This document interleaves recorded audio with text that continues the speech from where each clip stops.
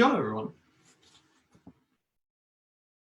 Today we are going to be cooking and discussing debating.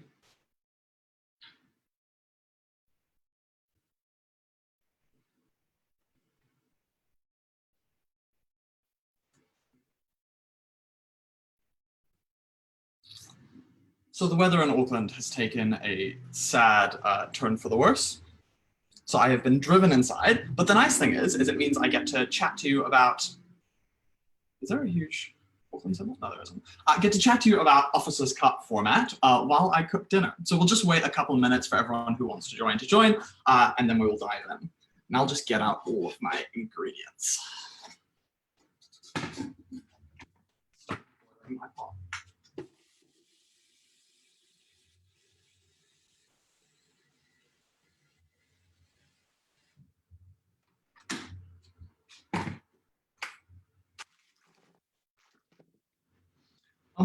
So yeah, today we're going to talk about Officers' Cup format debating. And while we do that, I'm going to make noodles. And those noodles are going to have some shiitake mushrooms, various sauces, some kimchi,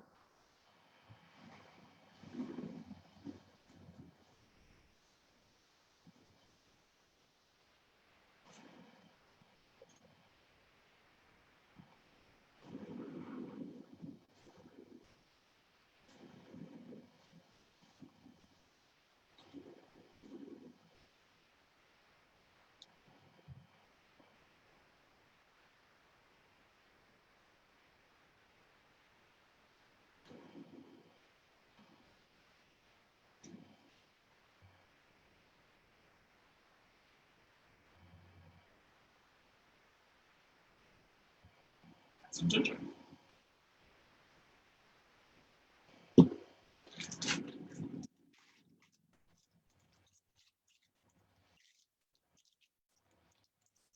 Two things of notes. Coming out. And I would recommend if you have an Asian supermarket, they will often do noodles that are made and frozen. They'll come in a bag like this. And they're just incredible because they'll be made fresh and frozen, and you just pop it in your freezer, and you get to make it.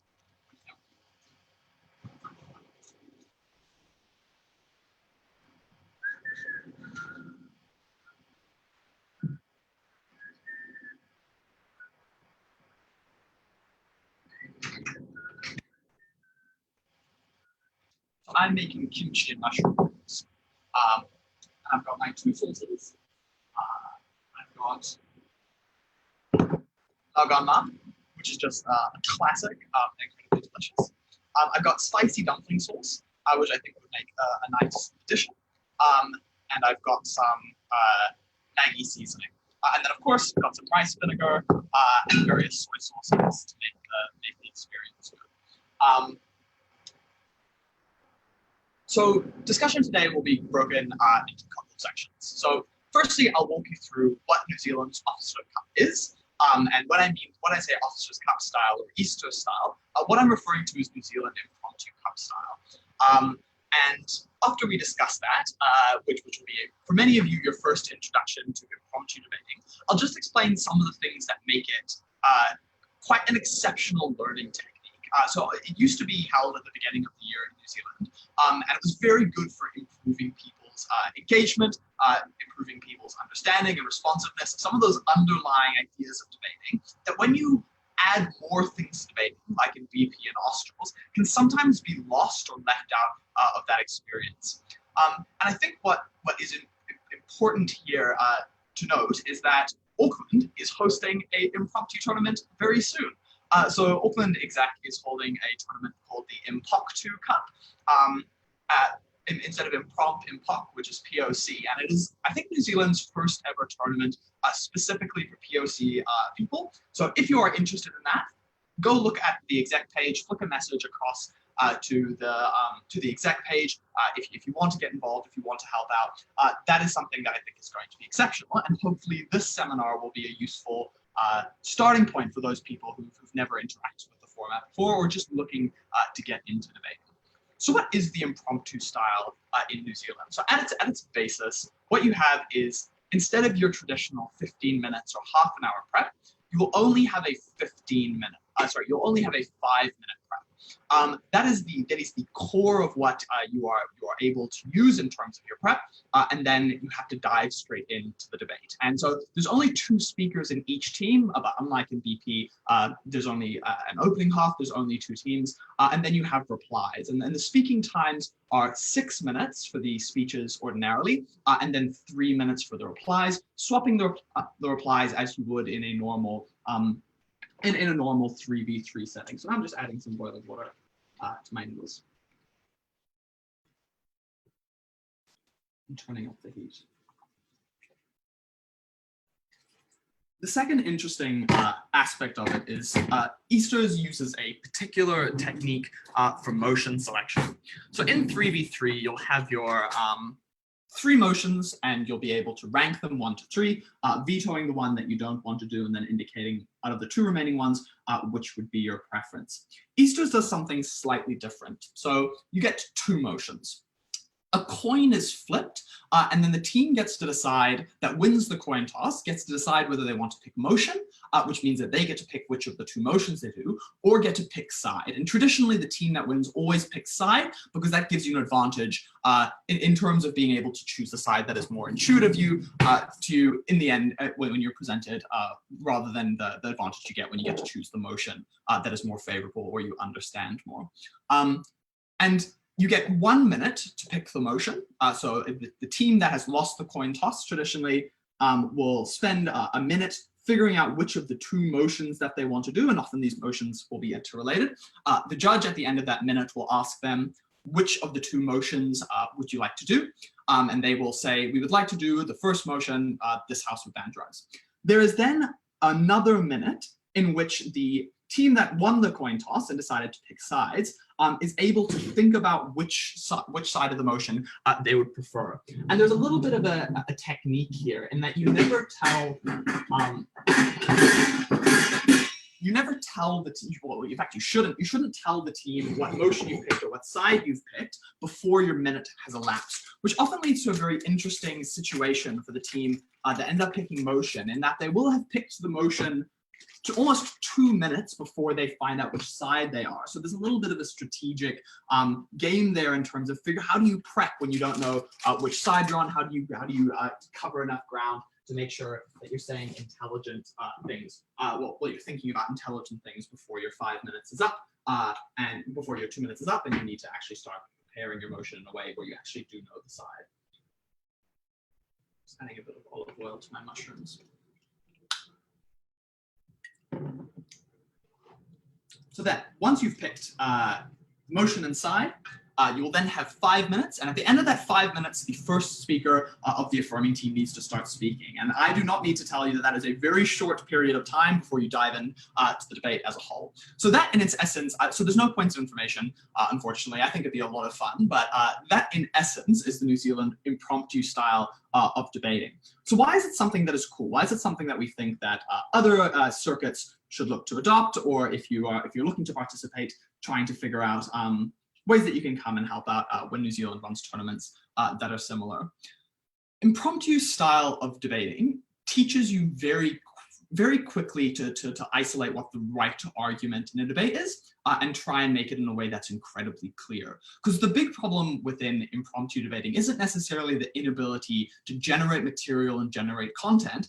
It's the inability to put it into a setting that is useful for the whole debate. So oftentimes BP debating can be impromptu debating can be a little bit messier, especially with the 2 first speakers who've had very little time to really game out the full complexities of their case, and then has to be clarified further down the line. So there's also an art form in terms of figuring out, how do I take the slightly messy clash that's happened first up, and how do I turn it into something that is useful for winning debates? This means there's a very interesting and complex interplay between the earlier speakers in the debate, the first speakers, and the two second speakers. Often there's quite a dramatic shift between the way that they think about and present the case. There's some interesting techniques in terms of responsiveness. But what I would say is that there's two things that are incredibly important flowing out of it. And these are the things that make it such a useful training style.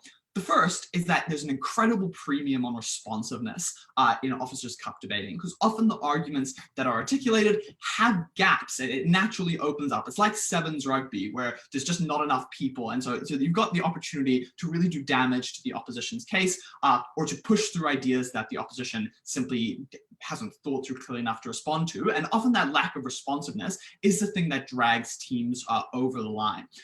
So it really, from the first moment, teaches you that every instant that you could be spent responding or engaging or dealing with things is incredibly important, because you're dealing with a very limited amount of time within the debate. And if you allow material to build up, there's no room for you to then backtrack it. So often when you have 3v3, there's potentially a little bit of a lull that happens in the first and second speakers, in that they know that their third speaker will be doing some cleaning up. They know their third speaker will be responding to things and cutting down loose ends, but there's nowhere to hide in your 2v2 officers cup debating in terms of your role as a responsive person within the debate.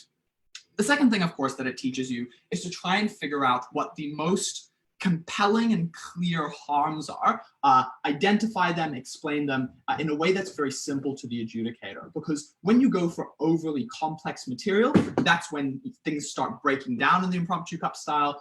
You stop being able to keep up with all of the important issues that are being discussed in the debate. You lose that responsive edge, and the other team that's focused on something quite specific and determined can sneak it away from you in terms of just making sure that they're engaged with how the debate is unfolding. So those two things, and the fact that you can do a lot of them in a very short period of time, really makes it a useful teaching tool. And I often use it as a warm-up before tournaments. So I'll give myself a 5-minute prep, then give a speech. It's similar to what I ended up discussing with Connor O'Brien when he was on the live stream before the intersemester break, in terms of he thought it was quite useful to give no-note speeches, because it increases your ability to think on the fly. It increases, I believe he referred to it just as your computing power in terms of debating. And I think the Officers' Cup style of prep forces you to do something very similar. It makes you focus your prep, asking yourself, what are the most important questions in this debate? How do I figure out the comparative and the priorities and the framework within this debate as quickly as possible, so I can start walking through the points? And then when you're making the material, it forces you to think, how do I write down my points in a way that is very efficient for when I'm speaking, because that increased note-taking efficiency makes a big difference when you've got 5 minutes of prep. And then when you're speaking, how do I take slightly half-baked ideas, as you would as a second or a third speaker in a 3v3 style, and explain them in a way that is clear for the adjudicator, that doesn't mix up ideas or mesh ideas or blur ideas in a way that makes it difficult for the adjudicator to follow. And so I think it's actually giving first speeches in a Officers' Cup style is extremely useful, just as a warm-up tool, as a development tool, in terms of focusing you on those core debating skills, putting yourself under time pressure, making sure you're recording it and listening it back and be like, oh my God, that was so inarticulate.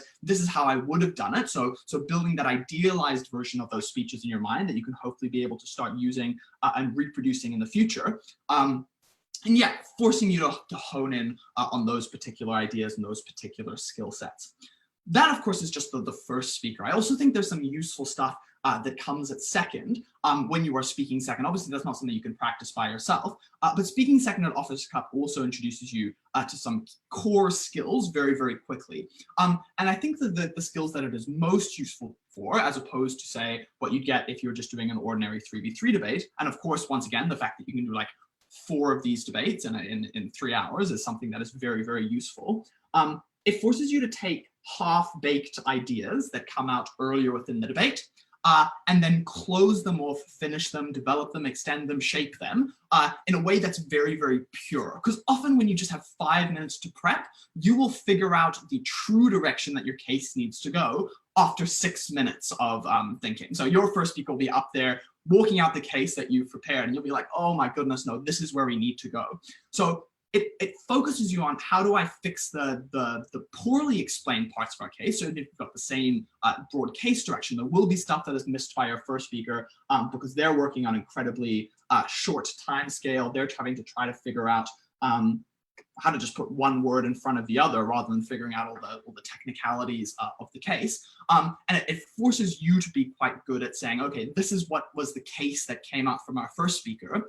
What do I need to do to make it the case that it needs to be? Because often second speakers in Australs and third speakers in Australs potentially get a little bit too locked into the heavily well-developed case that is brought out by their first speaker, whereas Impromptu Cup highly encourages you to be flexible in the way that you engage with those ideas, dive in as soon as and as clearly as possible to the particular ideas that are important for the case going forward, rather than just the case as it was articulated by your first speaker.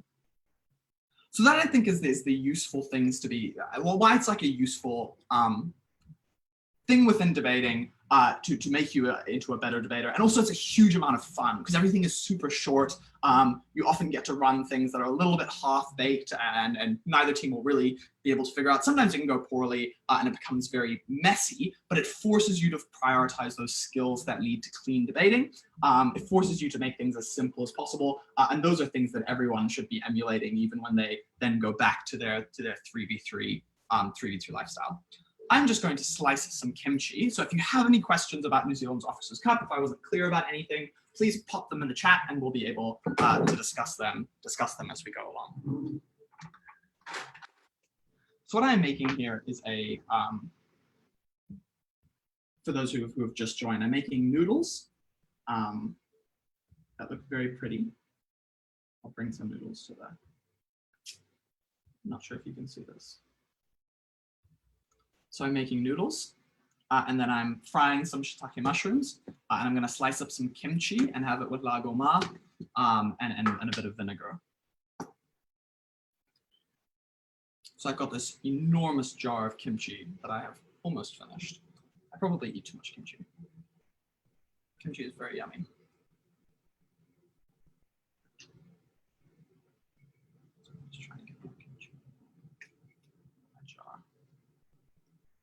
So kimchi is, for those who don't know, Chinese cabbage or Asian cabbage that has been fermented, and it's particularly popular in Korea. I was going to make it with bok choy, but I realized that I'd used all my bok choy, unfortunately. Let's just check how well done that. No, so my noodles are still in the process of cooking.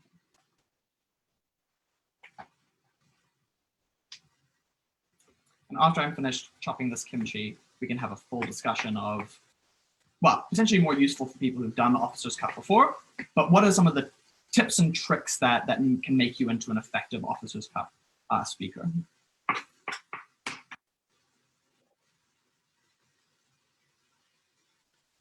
Ooh, so those mushrooms smell very yum. So they're browning nicely. You can see that.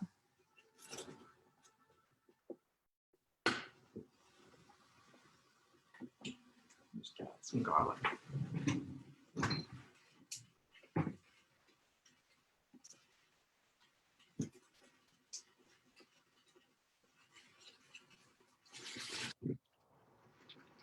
I might put a couple of cubes of spinach.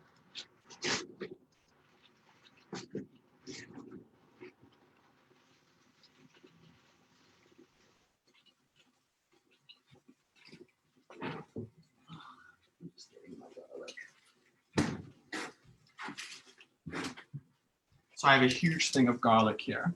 It's very lovely. And so what I'm going to do is I'm going to turn off the heat on my mushrooms, which are fried nicely. We'll continue to fry in that pan. And then because you don't want to burn the garlic, what you do is you just put the garlic into the pan that's still hot, but is no longer cooking.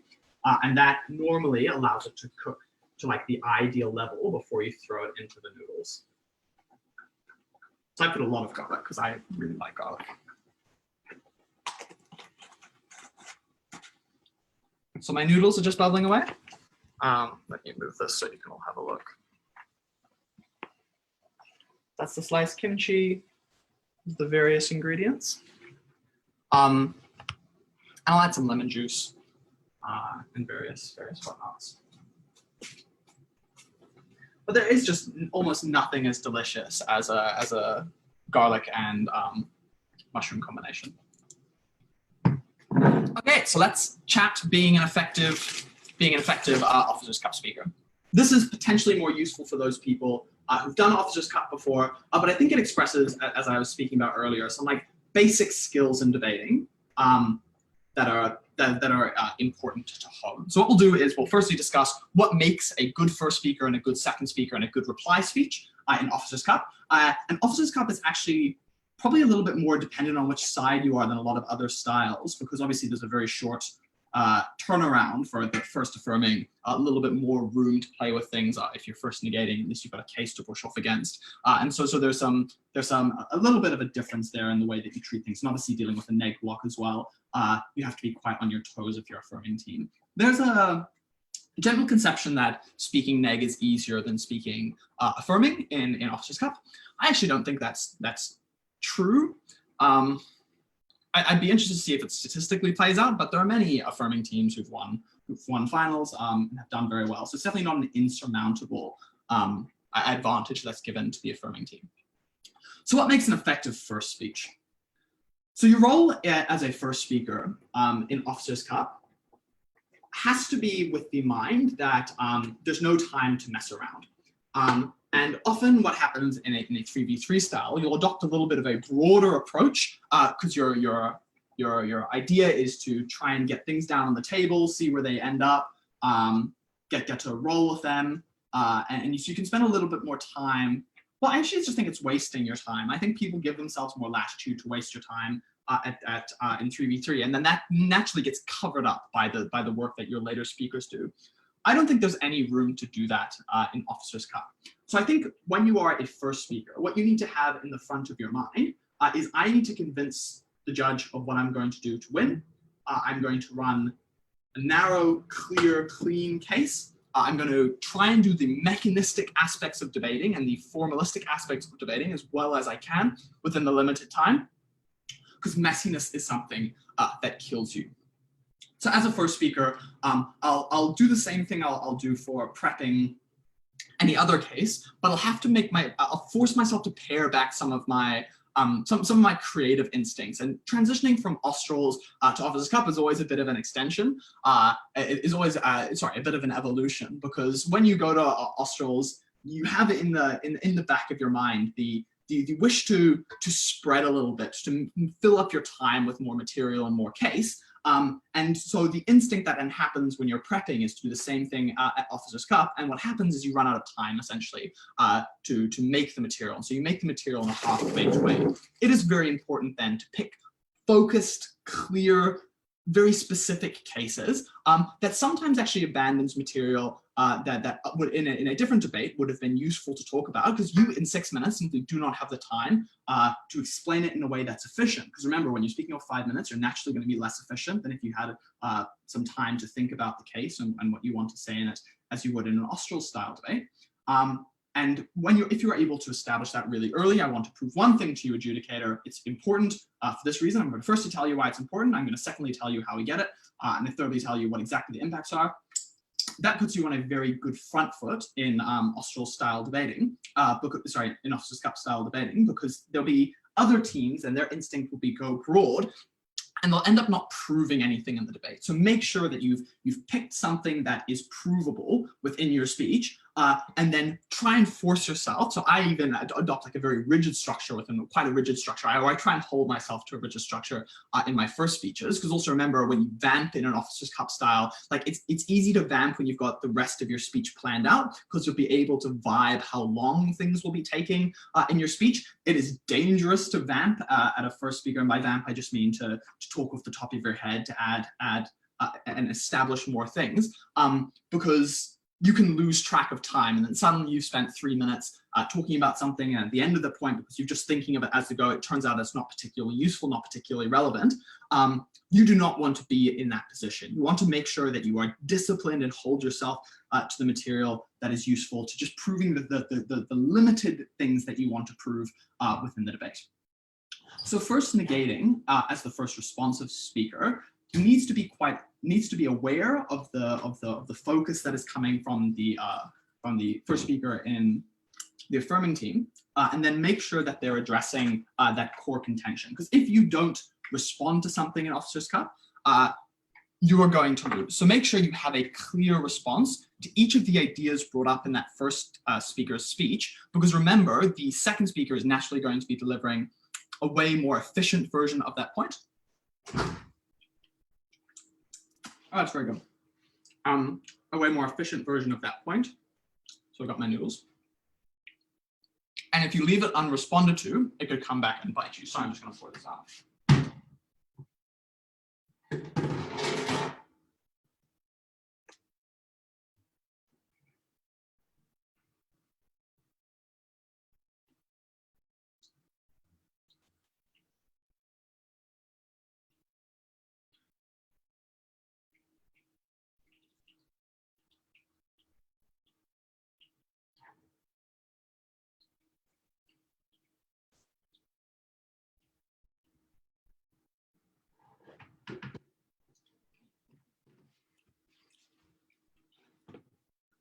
So what you do is you pour out most of the liquid, and then you just cook off the last bit of the liquid after adding all of your ingredients. So what I'll do here is I'll chuck in my mushrooms and my garlic.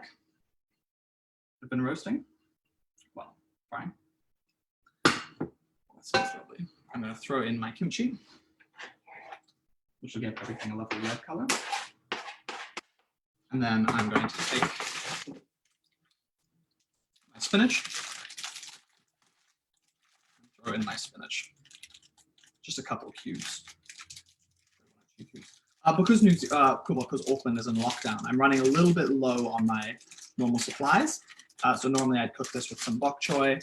That is not to be, so I'm just going to throw in maybe 4 things of spinach. I can never remember whether these end up being larger or smaller than is promised by the relatively limited size. They probably end up being larger, so I actually don't know how much I have added to this. And then I'm going to want to add, actually no, I'm just going to want to let that bubble and to let that spinach. And so you remember, you want to take it off the heat before the noodles are fully cooked, because you want to cook the noodles together with the stuff that you've added in order to make sure that they're properly blended. Okay, so first negating speech, remember keeping that critical focus on what is needed to be proved within the debate. You've got no room to experiment or to waste time as you would in 3v3 when you're not being as disciplined. You want to prove the limited things that you can, and also making sure that you fully responded to the material that has come out before you, because the second speakers have a lot more time to have thought about them and to be able to make them meaningful. And a half point that's developed awkwardly at a first speaker can come out as a phenomenal point at a second speaker. And within the rules of Officer's Cup, that's okay, because naturally you're under very limited time constraints and you have the ability to do new stuff. So at second neg and second AF, obviously second AF needs to make sure that they do a decent job responding to the different ideas that come out at the first negating speaker. But both of the second speakers, their role is less like a third speaker's in Austral style, and more, once again, more actually just like a second speaker. So don't think of them as the last speaker within the debate. Think of them as a second set of first speakers. Their role is to try and shift the half-baked idea that has come out earlier into something that is debate winning. And often this can look a little bit different to what was originally promised. They'll take an element of the case or a particularly good example that was wandered into halfway through the speech by the first speaker, and then make it all of their debate. So the debate really crystallizes within those second speakers, and second speakers need to feel comfortable moving away from the material that is brought out before that simply isn't working. And you will introduce some fairly dead-end cases at your first speeches. That is just natural, or dead-end points. And that's also one of the reasons why you should make sure that you're fully testing those ideas as much as your time, making sure you have that narrow focus so you can think through as much as possible the ideas that you are bringing. And so the second speaker just needs to bring out a new case that fits within the parameters of what has come before, but will in reality actually sound quite different to the case that has come out. This often leads to people thinking that second speakers in Officers' Cup style are more important than first speakers. In many ways, they have a huge role to shift the debate and make sure that new things are being discussed and brought forward, or they bring out the case that should have been run at first speakers, but they also make sure they tidy up the ends of what has been discussed by their earlier speakers, and so making sure that things are going well. Any feedback to add to people for second speakers? Any top tips? You have to be you have a lot to do, and so you have to be really, really precise. Yeah. Like, I think that bad timing is just like fatal. Yeah. I mean, it's fatal like any speech, but it's second, there's so much you have to do in that length of time. Is it about 3v3? No, I'm talking about Officers' Cup. Oh, still. Oh, there I am. It's delayed on the screen. Yes, it is. You have a lot to do. At Officers' Cup, you can't fuck any of your responses. They all have to be perfect, and so that's a lot of pressure. So you have to work out a really good note-taking system that allows you to stay on top of everything so that you're not missing stuff, because that's your sole opportunity to respond sometimes in a lot of debates. Any top tips for first or second speakers? At Officers' Cup? Yeah. If you're a first speaker at Officers' Cup, you've got to be really, really, really efficient. Yeah. And focused. I would, just a quick one, a quick fix. I would basically never run a principle at first. Yeah. Especially in New Zealand. Well, the Officers' Cup we're talking specifically about, right? But if we're talking about Officers' Cup, I think your principle should be like, let's do more of the good thing. Yes. Right. Here's the good thing. Right. Yeah, and sorry, that's actually something that I should have mentioned. I think because you've got nothing really to play with in Officers' Cup, introductions are a little bit different for first speakers. So what I'll always do with my introduction is I'll tell the judge explicitly, here's how we win the debate, what is important to us, here's what's important to us. So often that in a 3v3 speech would take the guise of fully walking through the principal parameters of the debate. Don't really have enough time to do that in Officers' Cup, so your introduction should be, here's the thing we care about, here's why we care about it. Look at these noodles. So those are just cooking away, they smell delicious. Probably turn the heat off, and at this stage, all that's required of the noodles is just for the excess water to boil off. And you don't want to put it too hot for that, because you don't want it to be cooking too aggressively, but making sure that it's still a little bit of heat so that you continue that process of things when starting to.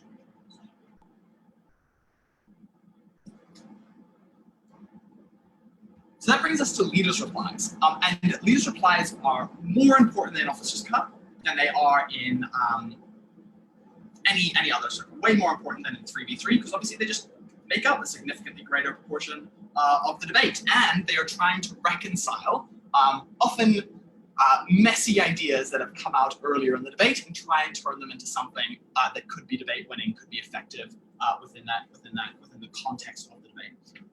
And so often that means is you will have a lot of points that have been brought out, because as your second speaker will try to shift the debate, and equally there'll be a lot of points from the opposition that you haven't had the full opportunity to respond to. So Officers' Cup, there's a little bit more latitude given to you in your leaders' replies to rework material and to respond to things in a way that's a little bit more generous than in a 3v3 style, where you're really quite limited to what exactly has been discussed in the debate before. So often the way that I approach a leader's reply in Officers' Cup is I'll think about, okay, what has my second speaker changed about what came out in my speech? And then what do I need to do to reconcile those ideas in a way that helps us win the debate? And often that means jettisoning stuff that was in your first speech, because with time you figured out that actually it was a slightly dumb point. So it's how do I take the material that I did provide in my first speech and make it useful within the debate. And so you need to not have an ego as a leader replier. You need to be able to recognize that what came out in your speech will often be the weaker expression of those ideas, and hone in really strong on what your second speaker has added, what your second speaker has added to the debate. And often you will be filling in some things. You aren't limited to exactly what was discussed before. You can make sure that you're filling in those last little bits of framing or those little bits of analysis that may have been missing from the earlier, and explaining why it was implicit in your case, explaining how it's a natural consequence of the things that you were earlierly discussing. And so leaders' replies are very important, particularly affirming leaders' replies, because the neg block can be a bit lethal in Officer's Cup. And so it's your responsibility to really beat back those ideas that have flown into fruition with those later speakers. I'm going to have a little bit of the noodle just to test whether it is good. If you have any questions, please flick them through to the comments.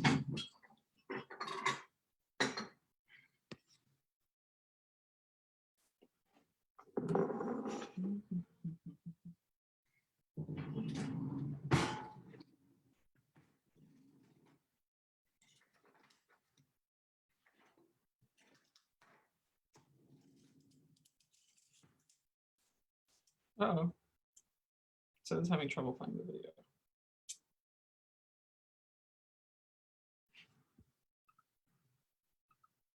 I wonder why that is. So I've had to update to the new Facebook, which is bad. So I'm not sure if the video's just ended or not. Let's have a look.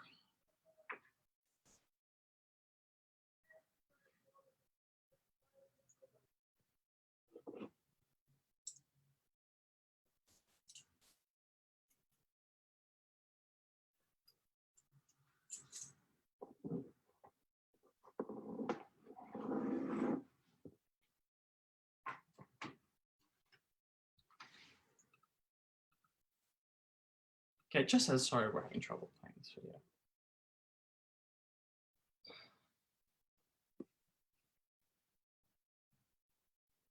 Oh, sorry, we've got lots of questions. It seems like my Facebook was just dying. What was your favorite Africa's style debating experience?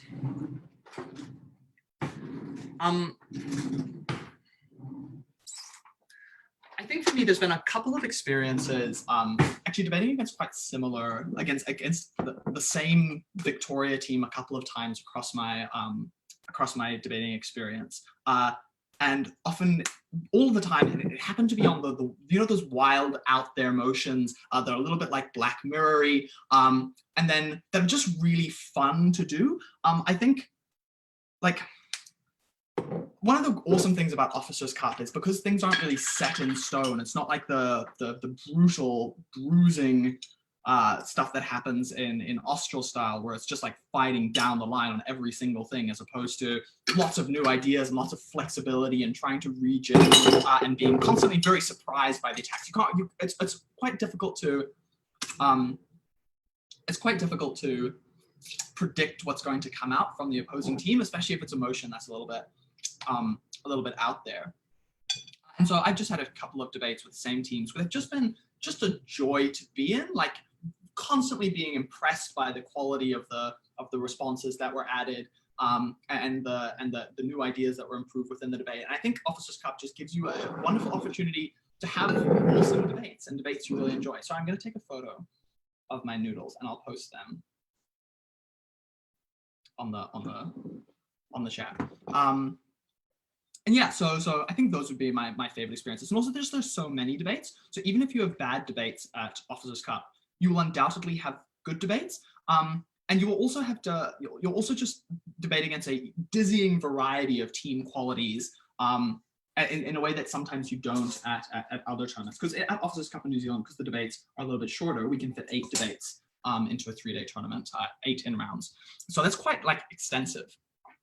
Some of my least favorite experiences, really make sure you read the motion correctly in Officers Cup. I remember negating against a team in my second year, and they read the wrong side of the motion and just debated debated the incorrect side of the motion, and I was like, if I just spent 5 minutes thinking of the case, the ability to shift on a dime like that and respond to that, I had no idea how to do it. It was the lowest score I'd ever gotten off this cup. I just got up in there and I was like, they read the wrong side of the motion. I don't know what to do now.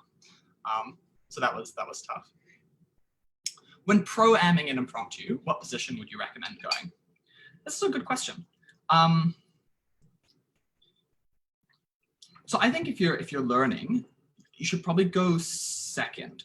Because what that'll teach you is the ability to think a little bit more on the fly. It takes a little bit of the pressure off you having to speak after just 5 minutes. And then you can start, if you've got a really good pro in front of you explains the case, you can see just at the most barest level how to start thinking about what is important within this debate. How do I prove this one thing that's important? How do I prioritize everything to achieving that?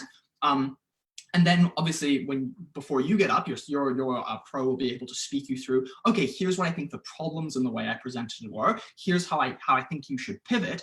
And so you start getting to play with the weaknesses of points rather than just giving a bad speech as many people would do if they were speaking first. But if you're feeling a little bit more advanced, giving those first speeches and that time pressure, and then watching your pro take that material and deliver the best version of it, that can also be a very useful experience to you. So I would generally say if you're just starting off, go second. It gives you a little bit more time to absorb things. But when you're ready, I would encourage doing both of the positions because they add slightly different skills. Oh, they love my flatmates. That's very sweet. The people in the comment section. Did someone not know who we were? No, they just love you. Oh, yeah. Well, So these are my noodles. And yeah, that's how you make delicious typing noodles. And that's how you debate Officer's Cup style.